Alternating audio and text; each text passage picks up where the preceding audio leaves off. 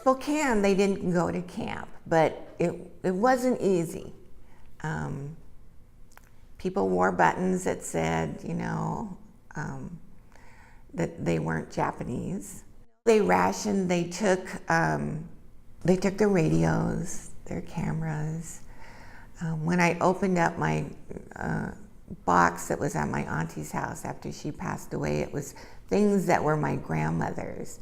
And in it, it had her passport, a couple of coins, and then the letter that they received that they were alien Americans, aliens of the States. So she kept that. And they gave up a lot. It was like being in camp, but less protected. When you were in Spokane, there was no one to keep you safe. Church was a safe haven for them, and I know that they were at Grant Street Methodist, and they had a large congregation, and I think still to this day it serves a purpose of a social place, not so much now as safe haven, but when they were together, they knew that they could be themselves. They did their social events, because really you couldn't go out and right after the war in big groups, because they'd probably raid you. And so here is where their social activities took place, where we had carnivals, and we did picnics and all kinds of family things through the church and through the JACL. So I think it was where you could let your guard down. You could speak Japanese. I know the Issei's did. And it's where we really, I think, felt the foundation and the importance of being a good Christian, but also a good citizen. I think the two really intertwine here, and it's hard to separate it. It's hard to separate the social piece and the church piece, because it's so intertwined. But it is hard because there aren't that many Japanese families in Spokane, or minorities for that fact. So, our congregation is aging, but now they're starting to think about the future, to help this church grow. It might not be an all Japanese congregation, but to help it grow. So I think we're opening our doors. I think by doing this production is a big step, because most of these people will tell you they don't have a story, they didn't do anything important, and they don't want to talk about it. But it is important history of Spokane and this church, and they did do amazing things. We lived on the north side. I went to Bemis and Sac and Rogers, and pretty much at Bemis and at Sac I was the diversity. Pretty much didn't really know. Everyone else pretty much went to Grant or Lincoln, and then to Lewis and Clark.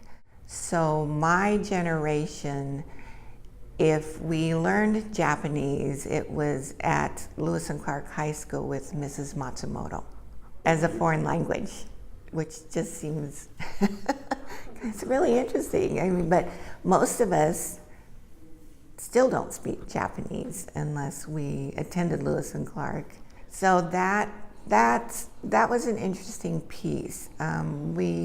After college, most of my friends and from school and church ended up in Seattle or California. I think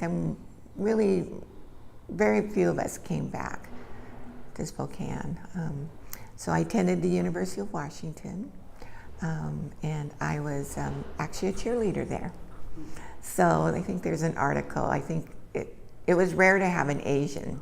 I just wanted to be a cheerleader. I never thought about that till the press was there. The Black Student Union, it was the 70s, was there, and they were really upset that there were not a proportionate amount of African American cheerleaders. So they were there. It was a huge deal.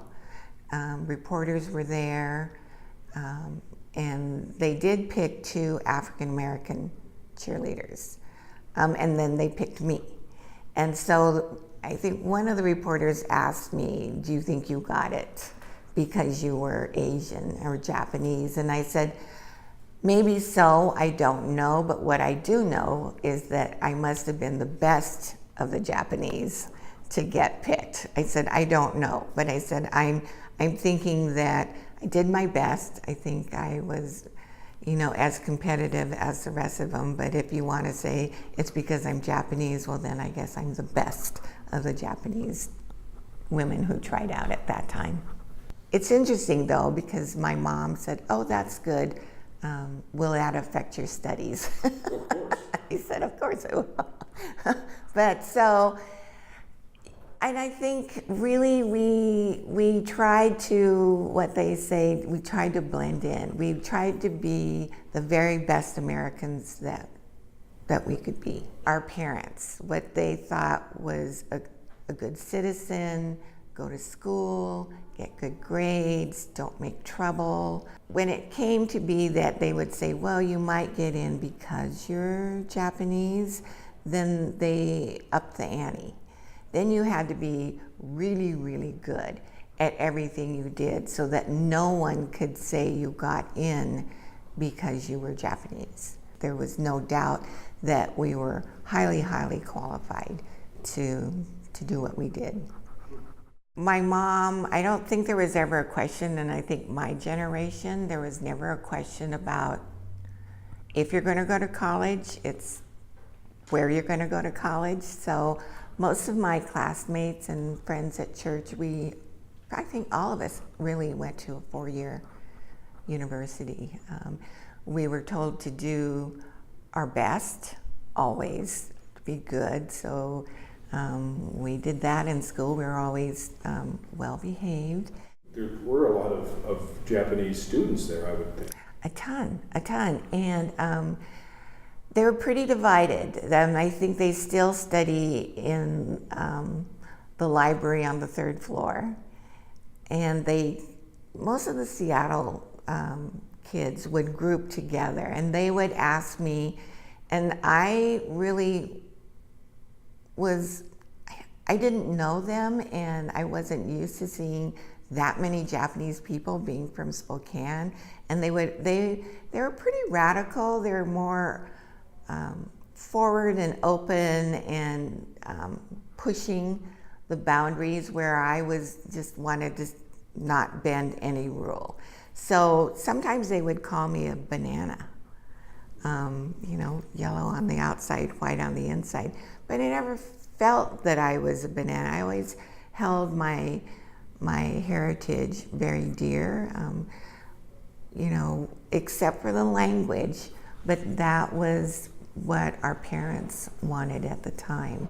But it's interesting because my kids said, "Oh, they won't marry anyone Asian." I said, "Why?" They go, "It comes with an Asian mother-in-law." I go, "Well, what am I?" And they go, "Oh, yeah."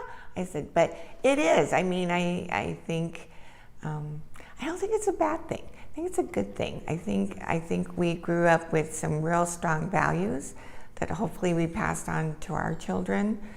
Being honest, working hard, giving 110%, don't whine, be kind, and help others. This church, if you go back to each person probably that you interviewed, and they won't tell you, but in some way they have made a huge difference in a lot of people's lives. I grew up in this church. It's been a huge part of the way I think, the way I treat people. A lot of it has to do with the people I've been surrounded by, all my Japanese aunties and uncles and this church family. And I think really by watching the way they live their lives. was a huge lesson, and feel very fortunate that I had that.